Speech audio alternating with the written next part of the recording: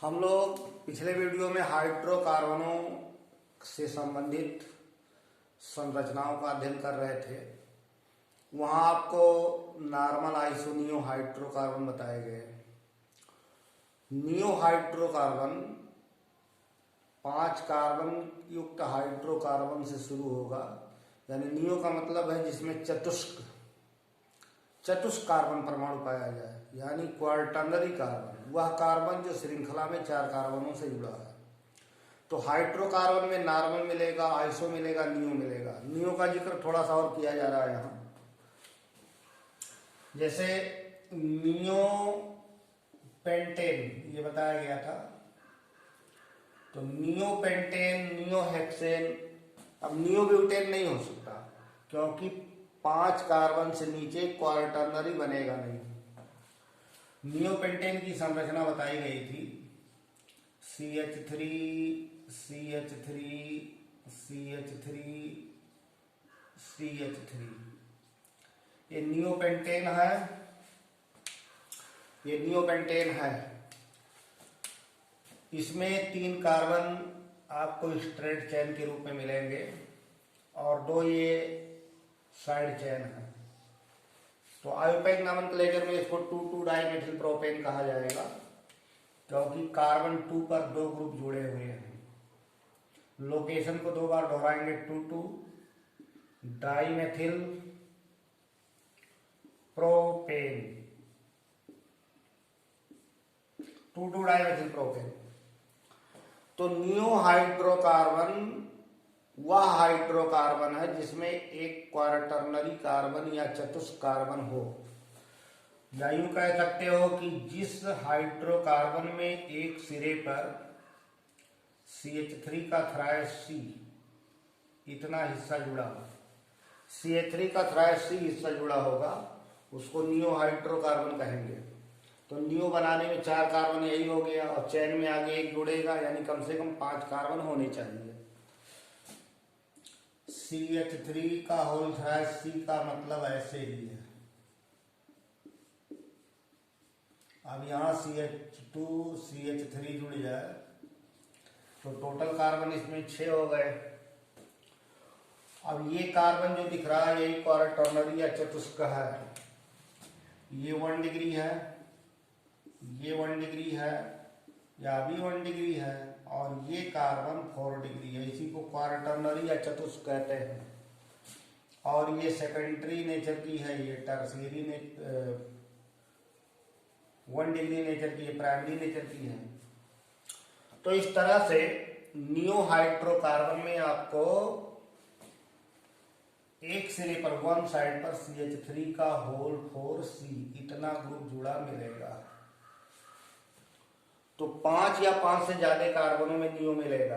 Neo pentane, neo hexane, neo heptane ये हो सकता है। इसको IPAC नाम में, आयोपैक नाम में बताया जाए तो ये स्ट्रेट चेन हो जाएगी।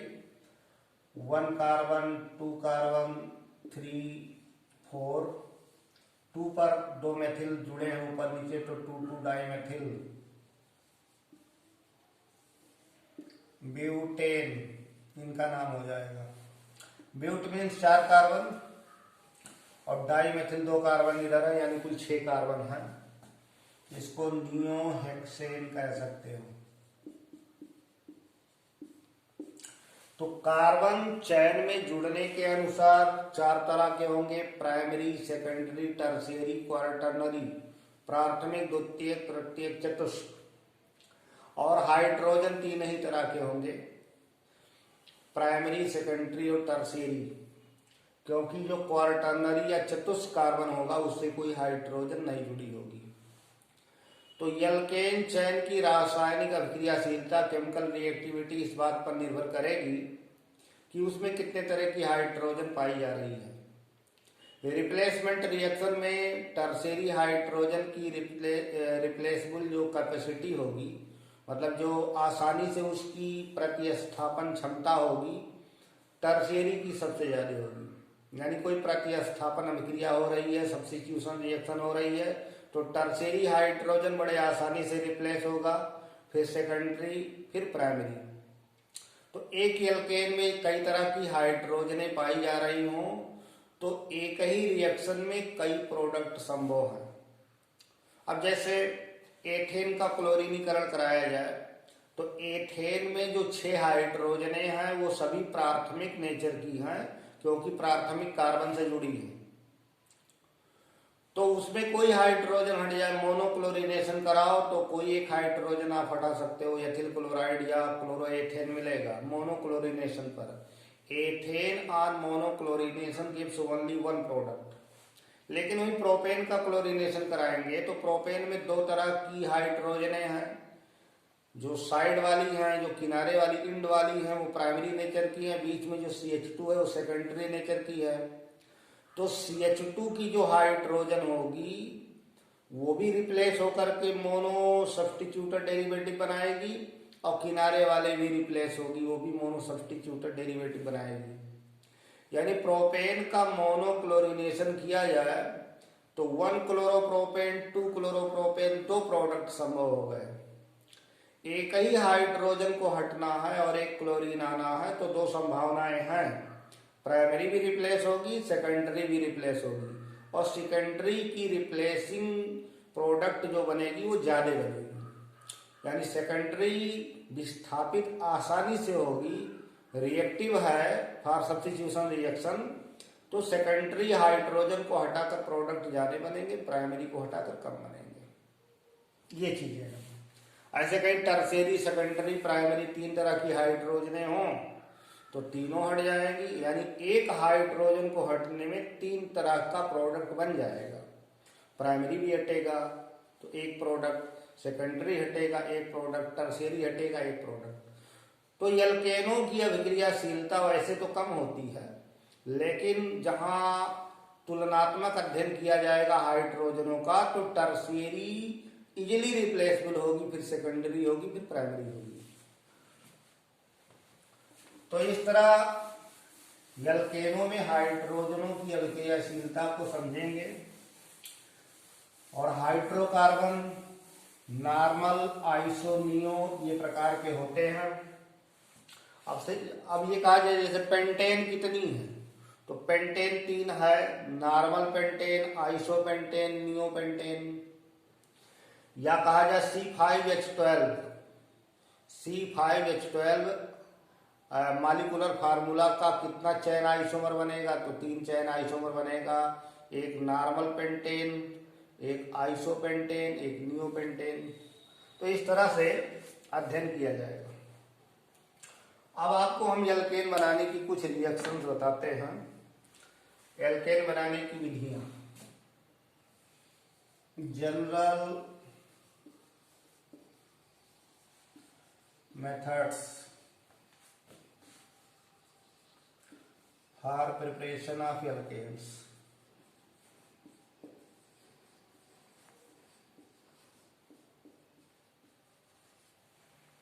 संतृप्त हाइड्रोकार्बनों के बनाने की विधियां। संतृप्त हाइड्रोकार्बन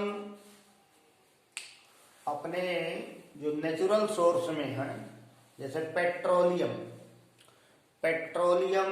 पेट्रा और ओलियम, रॉक ऑयल, भूप्रपटी के अंदर, अर्थ क्रस्ट के अंदर जो क्रूड ऑयल मिलता है वो पेट्रोलियम कहलाता है। और पेट्रोलियम के प्रभाजी आसवन, फ्रैक्शनल डिस्टिलेशन से बहुत सारे यूजफुल प्रोडक्ट निकाले जाते हैं। जैसे आप जानते हैं कि एक कार्बन से 4 कार्बन तक की एल्केने गैस हैं, मेथेन, एथेन, प्रोपेन, ब्यूटेन। जैसे जैसे अणुभार बढ़ता है, मॉलिक्यूलर वेट इंक्रीज करती है, वैसे वैसे उनका जो गैसियस स्टेट है वो लिक्विड स्टेट में आ जाएगा। यानी 4 के बाद वाले लिक्विड हो जाएंगे, फिर और भारी वाले सॉलिड हो जाएंगे। तो पेट्रोलियम के फ्रैक्शनल डिस्टिलेशन से बहुत सारे यूजफुल प्रोडक्ट जैसे पेट्रोल, डीजल, मिट्टी का तेल, पैराफिन मोम, वैसलीन, एस्फाल्टिक बिटुमेन, ऐसे आगे बेंजीन, लिग्रोइन, पेट्रोलियम ईथर, ये बहुत सारे यूजफुल प्रोडक्ट मिलते हैं। यानी जो क्रूड ऑयल भूपर्वती से निकलता है उसमें बहुत सारे यूजफुल प्रोडक्ट पाए जाते हैं। उस क्रूड ऑयल का फ्रैक्शनल डिस्टिलेशन करके सबको अलग किया जाता है। फ्रैक्शनल डिस्टिलेशन क्या है? तो डिफरेंट बॉइलिंग पॉइंट्स वाले जो कंपोनेंट्स हैं, यानी भिन्न क्वथनांक के घटकों, ऐसे कंपोनेंट्स जिनके बॉइलिंग पॉइंट्स अलग अलग हैं, भिन्न क्वथनांक के घटकों को प्रभाजक स्तंभ लगे उपकरण द्वारा एक दूसरे से अलग करने की जो क्रिया है उसको प्रभाजी आसवन या फ्रैक्शनल डिस्टिलेशन कहते हैं। यानी फ्रैक्शनेटिक कॉलम में पूरे फ्रैक्शन को दौड़ाया जाता है, तो हल्का वाला ऊपर चढ़ गया, निकल गया, फिर भारी वाला, ऐसे करके निकलते हैं। तो डिफरेंट बॉइलिंग पॉइंट्स वाले फ्रैक्शनेटिंग कॉलम में चढ़ करके और अलग हो जाते हैं, सेपरेट हो जाते हैं। जैसे कहा जाए पेट्रोलियम से पेट्रोल कैसे निकालेंगे, तो प्रभाजी आसवन के द्वारा, यानी फ्रैक्शनल डिस्टिलेशन के द्वारा। पेट्रोल या गैसोलीन हाइड्रोकार्बन है, एल्केनों का मिश्रण है, जिसमें 6 से लगभग कार्बन 6 यानी 6 कार्बन से लेकर के 11 कार्बन तक की एल्केनें पाई जाती हैं। अब उसमें फिर आपको पढ़ाया जाता है कि नॉर्मल एल्केन्स जो होते हैं वो नॉकिंग करते हैं, अपस्फोटन करते हैं, ज्यादा अपस्फोटन करते हैं, और जो ब्रांच चेन वाले होते हैं, श्रृंखला वाले होते हैं, कम अपस्फोटन करते हैं, कम नॉकिंग करते हैं।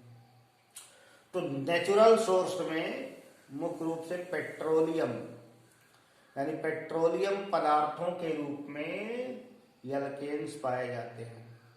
और पेट्रोलियम कहाँ से आया, तो आप जानते हैं कि पेट्रोलियम की उत्पत्ति एनिमल्स और प्लांट्स जो बहुत पहले अर्थ क्रस्ट में नीचे दब गए, आउटर एटमॉस्फेयर से उनका लगाव छूट गया, और धीरे धीरे उनके बॉडी से ही जो ऑयली सबस्टांस निकला वो पेट्रोलियम है। यानी पेट्रोलियम का जो सोर्स है वो एनिमल्स एंड प्लांट्स, इनके जो अवशेष कहे जाएंगे या ये दब गए नीचे इनके शरीर से निकला हुआ तैलीय पदार्थ है। यहाँ जो बनाने की विधियों के बारे में पढ़ाया जाएगा, जैसे केमिकल रिएक्शंस के द्वारा एक रिएक्शन से आप जो है एल्केन को कैसे बनाएंगे। जैसे एल्कीन से एल्केन बनाना हुआ, तो एल्कीन डबली बॉन्डेड कंपाउंड है, उसमें एक पाई बॉन्ड होगा, जैसे नाम से ही है एल्कीन, इन मतलब उसमें डबल बॉन्ड होगा। यानी कार्बन अपनी बैलेंसी पूरा करने में पाई बॉन्ड का प्रयोग किया है। डबल बॉन्ड में एक सिग्मा एक पाई होता है, यानी कार्बन कार्बन के बीच जहां डबल बॉन्ड लगते हैं तो एक सिग्मा रहेगा, एक पाई रहेगा। पाई का फॉर्मेशन लेटरल ओवरलैपिंग से होता है, ऑर्बिटल्स ऐसे मिलते हैं, और सिग्मा बॉन्ड का formation head to head overlapping से होता है, ऐसे मिलते हैं। तो सिग्मा मजबूत होता है, बिकॉज एक्सटेंट ऑफ ओवरलैपिंग जो होती है वो सिग्मा में ज्यादा रहती है, ऑर्बिटल्स ज्यादा ओवरलैप किए रहते हैं, तो ये बॉन्ड मजबूत होता है। और ये जो लेटरल ओवरलैपिंग है इसमें एक्सटेंट ऑफ ओवरलैपिंग कम होता है, तो इसलिए ये कमजोर होता है। और पाई बॉन्ड जिसमें पाया जाता है उसमें एडिशन रिएक्शन होती है। पाई बॉन्ड टूटेगा तो सिग्मा बनेगा, एक पाई के टूटने से 2 सिग्मा बनते हैं, तो एडिशन होगा, यानी एल्कीन में हाइड्रोजन जोड़ दिया जाए तो एल्केन बन जाएगा। अब जैसे आपको बताया कि एल्केन का सामान्य सूत्र जो है CnH2n+2 है, और एल्कीन का CnH2n है, यानी एल्केन और एल्कीन सेम कार्बन वालों में 2 हाइड्रोजन का अंतर रहेगा। जैसे एथेन C2H6 है और एथीन C2H4 है, तो C2H4 का हाइड्रोजनेशन कर दिया जाए, हाइड्रोजन जोड़ दिया जाए तो एल्कीन एल्केन हो जाएगा। तो पहला रिएक्शन आपको बताया जा रहा है हाइड्रोजनेशन बाई हाइड्रोजनेशन ऑफ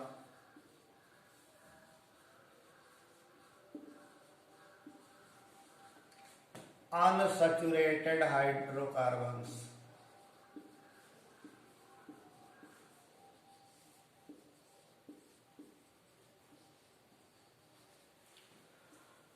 असंतृप्त हाइड्रोकार्बनों के हाइड्रोजनीकरण द्वारा, असंतृप्त हाइड्रोकार्बनों का हाइड्रोजनीकरण करा दिया जाए यानी अनसैचुरेटेड हाइड्रोकार्बन पर हाइड्रोजन जोड़ दिया जाए तो संतृप्त सैचुरेटेड हाइड्रोकार्बन बन जाएंगे।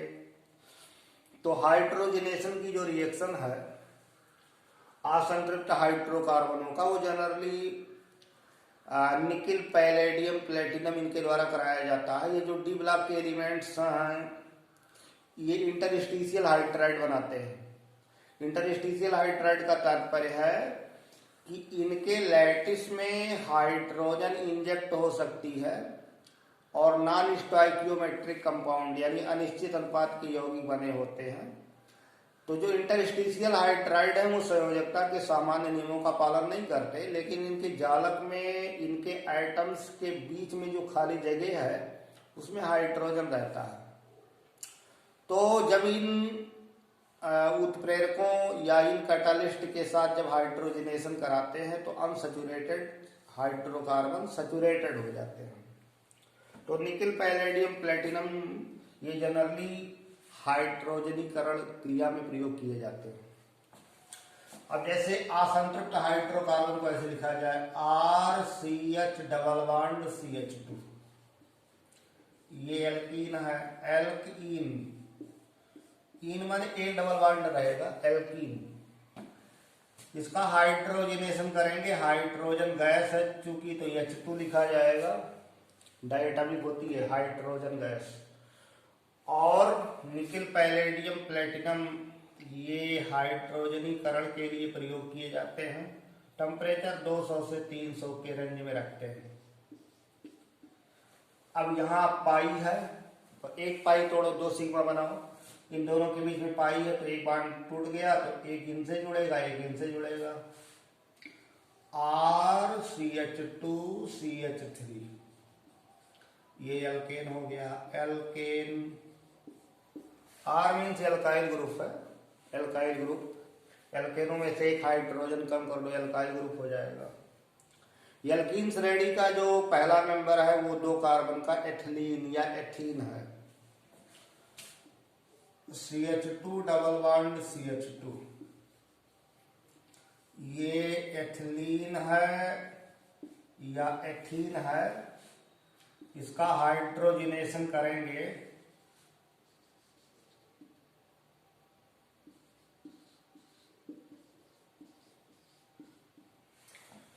तो बनेगा CH3CH3, ये एथेन हो गया। एथिलीन से एथेन हो गया। ऐसे CH3CH double bond CH2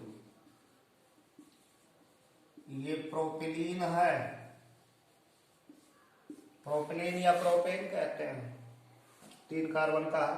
prop mean 3, इलीन लगा है मतलब ये साधारण नाम इसका कहा जाता है। आयुर्वेद में प्रोपीन कहते हैं, प्रोप और इन। प्रोप मीन 3 कार्बन, इन माने डबल बॉन्ड उसमें जुड़ा है। तो प्रोपिलीन ऐसे है, इसका हाइड्रोजनेशन कब किया जाएगा तो प्रोपेन बन जाएगा। हाइड्रोजन खाली जोड़ना है, कार्बन की संख्या पर कोई असर नहीं पड़ेगा। तो हो जाएगा CH3। अब जहां डबल बॉन्ड वहीं जोड़ना, CH2CH3 मतलब एक हाइड्रोजन इनको, एक हाइड्रोजन इनको, पाई बॉन्ड को तोड़ दो, ये हो जाएगा प्रोपेन। प्रोपेन से प्रोपेन। तो इस तरह से आप एल्कीन को एल्केन में कन्वर्ट कर सकते हैं। अब कोई ट्रिपली बॉन्डेड है, एल्काइन है, तो उसको हाइड्रोजन दो, लेकिन उसको 2 मोल हाइड्रोजन देने पड़ेंगे। जैसे मान लो एसिटिलीन है तो एसिटिलीन का फार्मूला है CH triple bond CH, acetylene है। इसको एथाइन भी कहते हैं। अब इसका हाइड्रोजनीकरण किया जाएगा तो पाई बॉन्ड टूटा, एक तो एथिलीन हो गई। फिर आगे H2 आप लिख NI आप लिख दीजिए, मतलब आप निकिल की उपस्थिति में हाइड्रोजनीकरण करा रहे हैं, तो ऐसे एथेन हो जाएगा। एथेन, ये हो गई एथिलीन। एल्काइन में जो ट्रिपल बॉन्ड है 1 सिग्मा 2 पाई, 1 सिग्मा 2 पाई बने हैं, तो 2 पाई 2 स्टेप में तोड़ा गया है। 1 पाई टूटेगा तो 2 सिग्मा बनेगा, 2 पाई टूटेगा तो 4 सिग्मा बनेगा। मतलब एल्काइन में 2 मोल हाइड्रोजन जोड़ेंगे तब वो एल्केन बन पाएगा। तो अनसैचुरेटेड हाइड्रोकार्बनों में हाइड्रोजनेशन किया जाए तो उतने ही कार्बन के सैचुरेटेड हाइड्रोकार्बन बनते हैं। ऐसे एक महत्वपूर्ण रिएक्शन है बाई-कुर्टज रिएक्शन।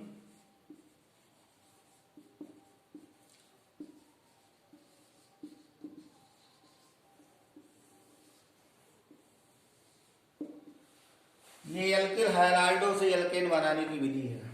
उट्स रिएक्शन जो है एल्किल हैलाइड से एल्केन बनाने की विधि है। एल्किल हैलाइड यानी एल्केनों के जो मोनो हैलोजन डेरिवेटिव्स हैं, एल्केन का एक हाइड्रोजन हट करके और एक हैलोजन आया हो तो उसको एल्किल हैलाइड कहेंगे। एल्केनों के mono halogen derivatives alkyl halide कहलाते हैं, जिनको RX लिखते हैं, या जनरल फार्मूले में CnH2n+1 यक्स मीन्स हैलोजन, तो RX लिख सकते हैं। तो उस रिएक्शन में एक तो ये जानना है कि एल्किल हैलाइड से अभिक्रिया चलेगी और शुष्क ईथर की उपस्थिति होगी, मतलब ईथर ड्राई रहना चाहिए, नहीं तो उसका हाइड्रोलिसिस हो सकता है एल्किल हैलाइड का।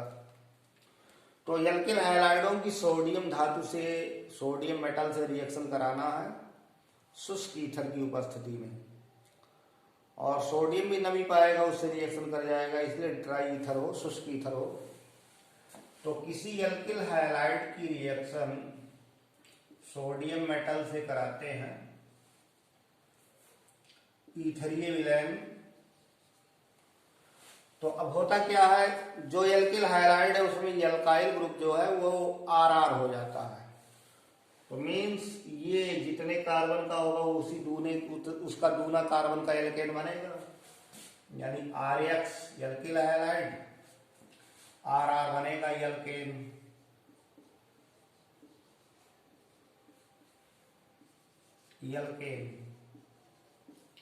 तो ये जो उट्स रिएक्शन है वो सम संख्या में इवन कार्बन नंबर वाला जो एल्केन है उसको बनाने के लिए अच्छी विधि है। 8 नंबर के लिए अच्छी विधि नहीं, क्योंकि 8 करने के लिए 2 तरह के एल्किल हैलाइड्स लिए जाएंगे जिसमें कई तरह के एल्केन बनते हैं, एक मिक्सचर हो जाता है, एक कॉम्प्लिकेशन हो जाता है।